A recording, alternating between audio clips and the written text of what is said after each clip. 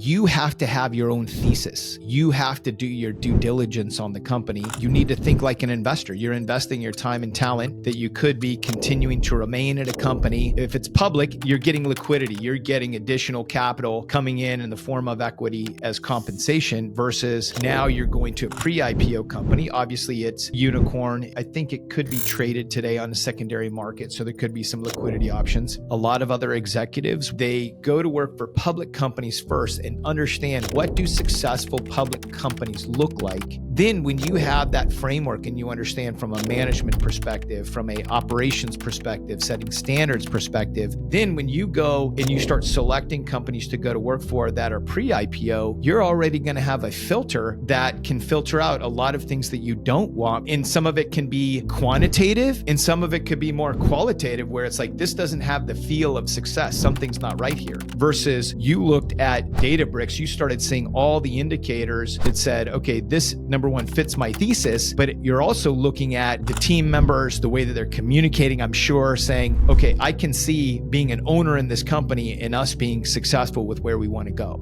It goes both ways, right? People like me who have worked at public companies and who have basically understood the success paradigms. Equity packages are pretty strong at these levels, right? So they're also using their precious limited equity abilities to compensate people like me who have worked at public companies, because they want us to bring in some of the rigor that we see in more mature companies. It works both ways. Your leverage is the more you can articulate your story, what you've delivered at Google, what you've delivered at Facebook, even some of the training and how you've been focused on this AI space, the length of time you've been there. As you sit down at the negotiating table, that's all leverage that shows them, here's the value that I can bring to the table, but allows you to also ask for what you're worth. Databricks is an incredibly high bar company. I've never seen a company of this high bar for technical talent. All the people who have done really well and I thought were amazing are getting rejections left and right. So my point is that it's not enough to write code. These candidates are now trying to sell themselves and saying, hey, here's what I can bring to the table. And I think that's actually a winning strategy when they do it tastefully. It shouldn't be cringe, but they should try to sell themselves to companies that are competitive and have many more qualified candidates that they can hire. Your differentiator becomes how do you sell to the company beyond just being able to show that you're technically strong. When I was at Splunk, and Splunk was post-IPO and we were growing, we had a very similar scenario. And what I found would differentiate people is a lot of people could walk in the door and tell you what they did. They could say, here's what I do, but they can't articulate the results that they delivered. And at a company like Databricks, that's what they're looking for, is not just somebody who has built the widget, but somebody who's built the widget, put that inside of the machine and understood the goals of the company to be able to align it to that and win. They're looking for that extra bit that people can articulate, because that's what's going to make a good company owner, because that's what you're coming in as. You're now working for smaller and smaller companies to get more and more equity. Was that a strategy that you had been focused on, or was that something that's just happening organically? I don't have a very organized way of thinking about how much money I want to make. I have some targets for the future. I know someone who said they have 12 different money managers that they work with.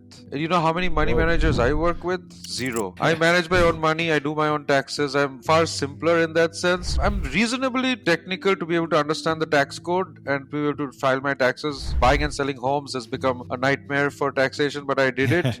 But at the same time, I didn't have a lot of clear strategy around here's what my trajectory will look like if I went to a pre-IPO company. My decision for careers have been far more about what I find it interesting, but I won't recommend that to everyone. I'm so passionate about technology and I can go so deep that's the joy I get on a daily basis. Money is secondary to me in that sense. It is also really important because it changes lifestyles. It allows you to retire early. And my biggest thing, which is a little bit different from all of these, is how is my day to day? And I learned this from one of my managers at Facebook. He used to always tell me you should optimize for a few different things, and one of them has to be how is your day to day? Would you take a pay cut to have a better day to day? And I always used to say yes. Joining a pre-IPO company, I have taken a pay cut. Not on paper. On paper, I haven't taken a pay cut. But in terms of cash that comes in on a weekly basis, I'm not getting those Facebook stocks that I used to get, right? And get to sell them immediately and all of that. That strategy doesn't work. But my day-to-day is the main thing I use to determine my career path, to be really honest with you.